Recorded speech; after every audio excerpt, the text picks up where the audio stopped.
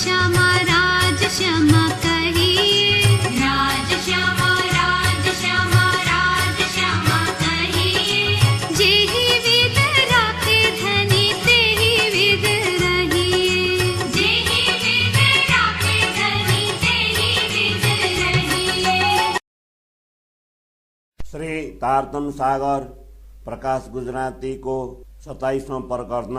अने तू म बुलजरे भोरदी सुजाने तू सेना साने तो दीठा सी परी भोरी तोई नी तो अजाड़े नैना बेन बड़ानी मोए कड़े भोरी तू ता तोई नी जागा किजो नी कता तू धानी जो आई तांदा पेराइंदी आगा तेता पान कतयो हुतंगुर भोसेरा जड़े उथिंदी आतन मंजा तड़े घनु गुरंदी चाहिए बेरा हे जे दिया बंजाइया भोरी बिसरी बिच बेही हणे हलन संदा दियदा भोरी आया से पेही रेखते जे औतिए तो पर केही काकनी ही निंद्रड़ी भोरी करे साथ नहीं अजान जागे जोर करे जेहड़ी मथा थेई पीरी बबेर काया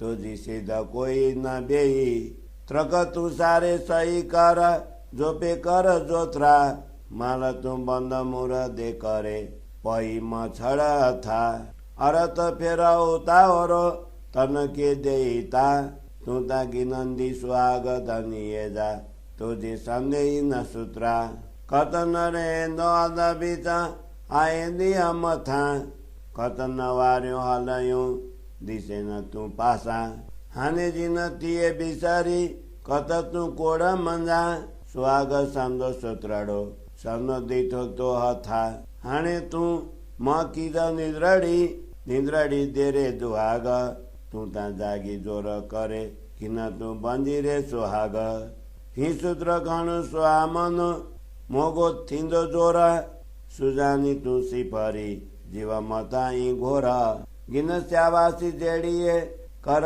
कएड़ी पर हाणे को थिए बिसरी जे तो पीरी सुजाता घर जे तो पीरी सुजाता घर गिनी श्यावासी जेड़िए कर कएड़ी पर हाणे को थिए बिसरी जे तो पीरी सुजाता घर जे तो पीरी सुजाता घर।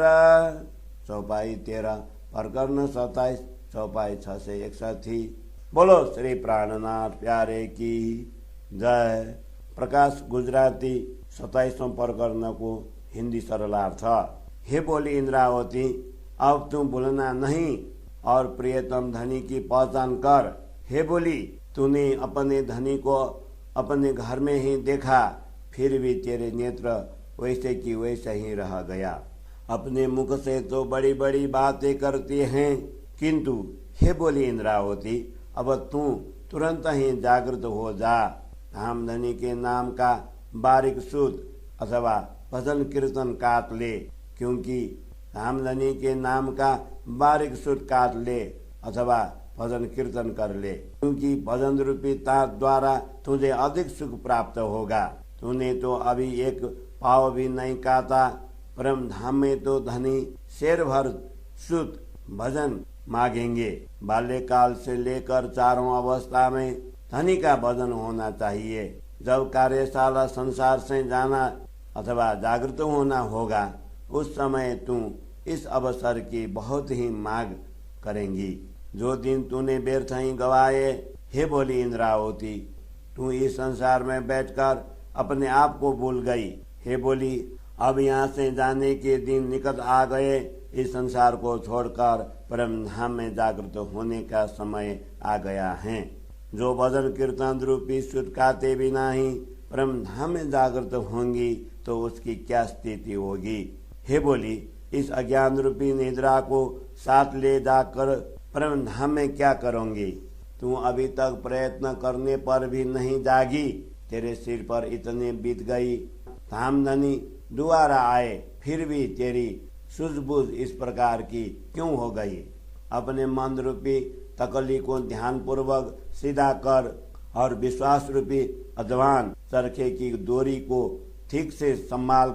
श्रोता रूपी डोरी माल को तू प्रेम धाम की ओर मोड़ दे। ठीक से गांठ बांधकर श्वास रूपी रुई के फाए पुनी को अपने हाथ में मत छोड़। अब शरीर रूपी चरखे को कष्ट देते हुए जल्दी चला। इस प्रकार तुम बारीक सूत काटकर धामधनी के अखंड सुख सुहाग प्राप्त करेंगी। तेरा काटना बीच में ही अधूरा रह जाएगा, क्योंकि अब यहाँ से चलने के दिन निकट आ गए हैं।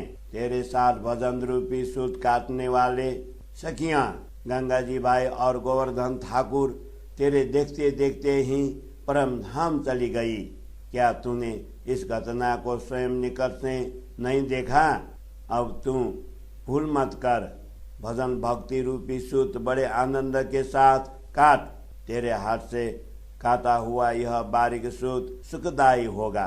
हे जीव, अब तुम अज्ञान रूपी नींद मत कर, क्योंकि यह निद्रा अति कष्टदायक होंगी। अब तुम प्रयत्न पूर्वक जागृत हो जा और अपने प्रियतम धनी के पास जाकर अखंड सुख प्राप्त कर।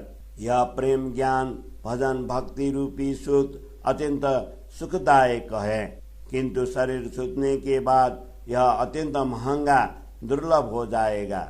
इसलिए धामधनी को पहचान कर अपने जीव को उनके ऊपर समर्पित कर दे। हे आत्मा, तुम कुछ इस प्रकार से प्रयत्न कर ताकि सखियों के बीच तुझे प्रशंसा प्राप्त हो। अपने प्रियतम धनी के पहचान कर अब तुम भूल भुलैया में क्यों भूल रही हैं? हे आत्मा, तुम कुछ इस प्रकार से प्रयत्न कर ताकि सखियों के बीच तुझे प्रशंसा प्राप्त हो। अपने प्रियतम धनी के पहचान कर अब तुम भूल भुलैया में क्यों भूल रही हैं? अब तुम भूल भुलैया में क्यों भूल रही हैं? चौपाई 13 प्रकरण 27 चौपाई 6 से 61। बोलो श्री प्राणनाथ प्यारे की जय। राज श्यामा राज श्यामा राज श्यामा